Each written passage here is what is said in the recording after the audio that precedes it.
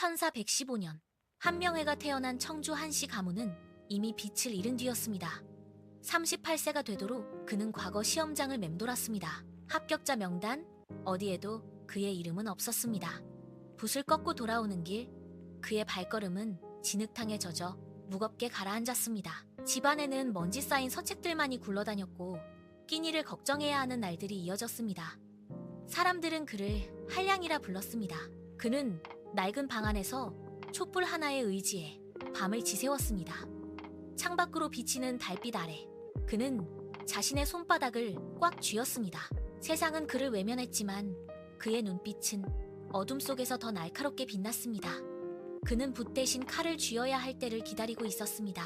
아무도 주목하지 않는 구석에서 한명회의 야망은 서서히 풀리를 틀고 있었습니다. 그는 다시 한번 과거 시험장의 명단을 찢어버리고 텅 빈 방 안에서 홀로 일어섰습니다. 이제는 다른 판을 짜야 할 시간이었습니다.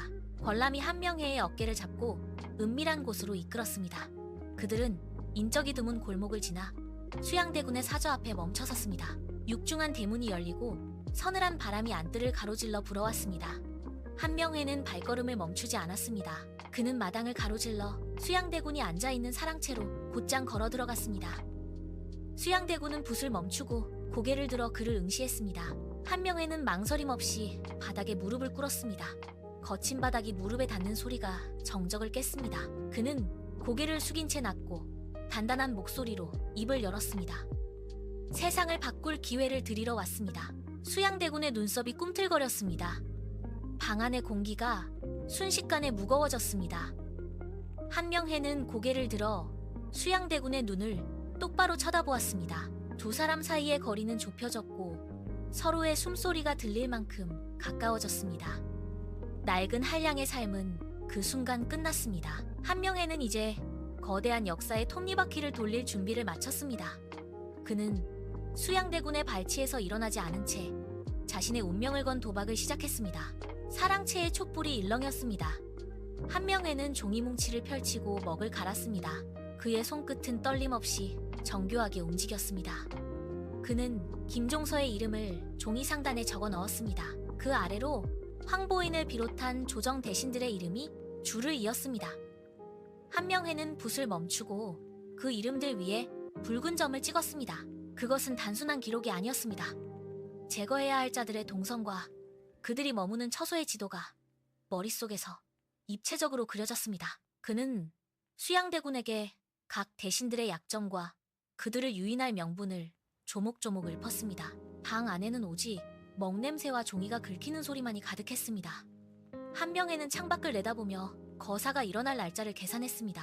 그는 붓을 내려놓고 종이를 반으로 접었습니다. 이제 명단은 완성되었습니다. 그는 수양대군을 향해 고개를 끄덕였습니다. 조정의 권력지형을 뒤흔들 설계도가 그의 손안에서 서늘하게 완성되었습니다.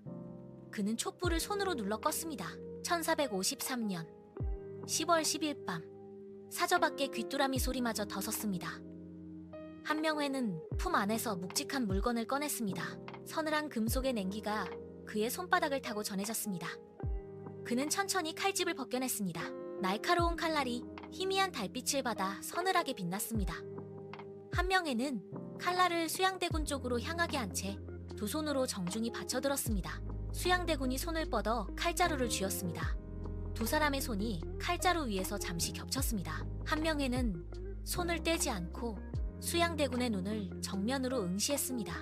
그의 눈빛에는 흔들림이 없었습니다. 수양대군은 칼을 뽑아 허공에 가볍게 휘둘렀습니다. 쇳소리가 공기를 갈랐습니다. 한명회는 다시 무릎을 굽히고 고개를 숙였습니다. 방 안의 공기가 팽팽하게 당겨진 활시위처럼 굳어갔습니다. 수양대군은 칼날을 노려보며 천천히 자리에서 일어났습니다. 두 사람은 말없이 서로의 어깨를 스치며 문을 향해 걸어나갔습니다. 밖은 칠흑 같은 어둠이 깔려 있었습니다. 김종서의 저택에 비명이 울렸습니다. 칼날이 살을 파고드는 소리가 어둠을 갈랐습니다. 황보인은 미처 대처하지 못한 채 바닥으로 고꾸라졌습니다. 한명회가 보낸 자객들이 문을 부수고 들이닥쳤습니다. 피냄새가 밤 공기를 메웠습니다. 수양대군은 텅 빈 조정의 의자에 앉았습니다. 저항하던 대신들은 모두 바닥에 엎드렸습니다.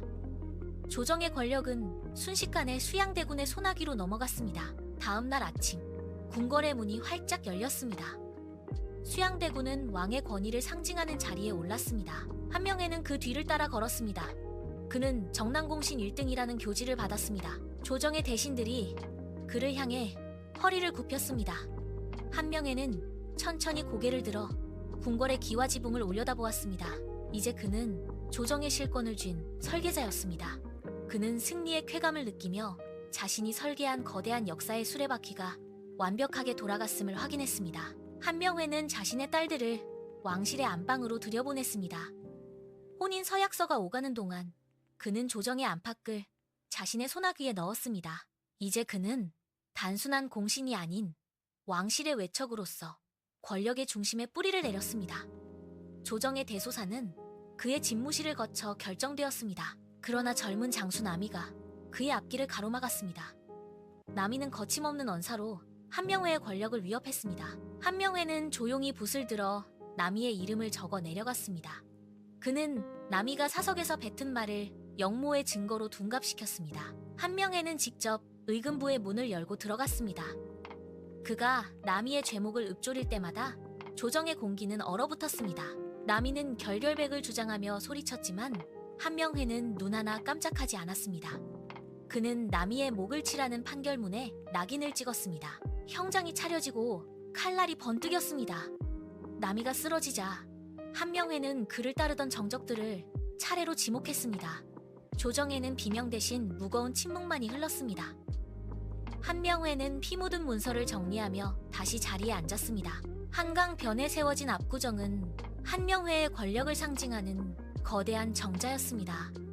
그는 이곳에서 당대 최고의 문인들과 술잔을 기울이며 화려한 영화를 누렸습니다. 정자 아래로 흐르는 강물은 그의 권세만큼이나 유유히 흘렀습니다. 그러나 궁궐의 기류가 변했습니다. 성종이 성년이 되어 친정을 선포했습니다. 조정의 회의실 문이 굳게 닫혔습니다. 한명회가 평소처럼 상석을 향해 걸어갔지만 그를 맞이하는 것은 차가운 시선뿐이었습니다. 젊은 관료들은 더 이상 그의 눈치를 보지 않았습니다. 그가 제안한 정책들은 논의조차 되지 않은 채 서류 더미 속으로 파묻혔습니다. 한명회는 자신의 집무실로 돌아와 붓을 들었지만 더 이상 적을 이름도 내릴 명령도 없었습니다. 조정의 대신들은 그를 피해 다른 복도로 걸음을 옮겼습니다. 연회에 초대받았던 손님들의 발길도 뜸해졌습니다. 압구정의 넓은 마루에는 바람 소리만이 가득했습니다. 그는 정자 난간에 기대어 텅 빈 강물을 내려다보았습니다. 한때 세상을 흔들던 그의 손이 떨렸습니다. 권력의 정점에서 내려다본 세상은 이제 그를 향해 등을 돌리고 있었습니다. 그는 고립된 공간에서 자신의 그림자만을 마주하며 서서히 저물어가는 권력의 황혼을 실감했습니다. 1487년 한명회는 73세의 나이로 병상에 누웠습니다. 그의 숨소리는 거칠었고 방 안에는 양냄새가 진동했습니다. 그는 가쁜 숨을 몰아쉬며 곁을 지키던 자들을 불렀습니다. 한명회는 떨리는 손가락으로 자신의 무덤을 가리켰습니다. 그는 무덤 앞에 세워진 성물들을 하나하나 짚으며 그것들을 모두 부수어버리라고 명령했습니다. 사람들은 의아한 표정으로 서로를 바라보았습니다. 한명회는 다시 한번 소리쳤습니다. 돌을 깨뜨려 흔적을 없애라는 그의 목소리에는 서늘한 확신이 서려 있었습니다. 그는 자신의 죽음 이후 벌어질 일을 예견하고 있었습니다. 권력의 정점에서 내려온 그에게 남은 것은 자신의 시신조차 온전하지 못할 것이라는 지독한 불안감이었습니다. 그는 눈을 감고 자신의 무덤이 파헤쳐지는 환영을 보았습니다. 쇠망치가 돌을 때리는 소리가 방 안까지 울려 퍼졌습니다. 그는 뼈가 깎이는 듯한 고통 속에서도 성물이 부서지는 소리에 귀를 기울였습니다. 한때 세상을 호령하던 그의 손은 이제 이불 끝을 꽉 쥐고 떨릴 뿐이었습니다. 방 안의 촛불이 흔들리며 그의 앙상한 얼굴 위로 긴 그림자를 드리웠습니다. 한명회가 눈을 감고 세월이 흘렀습니다. 연산군이 즉위하자 조정의 공기는 다시 한번 피바람으로 물들었습니다. 갑자 사화가 터졌습니다.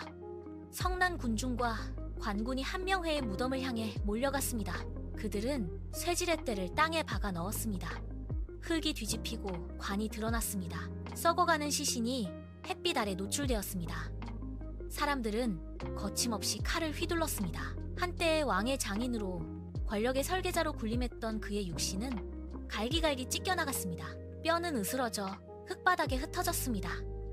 무덤을 지키던 성물은 이미 사라진 지 오래였고 이제는 시신조차 역사의 심판대 위에서 형체를 잃었습니다. 권력을 위해 쌓아올렸던 모든 설계도는 결국 자신의 파멸을 위한 도면이 되었습니다. 강물은 여전히 압구정 앞을 흐르지만 그 위에 섰던 자의 이름은 흙먼지 속으로 사라졌습니다. 역사는 승자의 기록이기도 하지만 때로는 권력의 끝이 얼마나 처참할 수 있는지를 보여주는 거울이기도 합니다. 한명회의 이름은 그렇게 역사의 뒤안길에서 흩어진 뼈조각과 함께 차가운 바람 속으로 흩어졌습니다.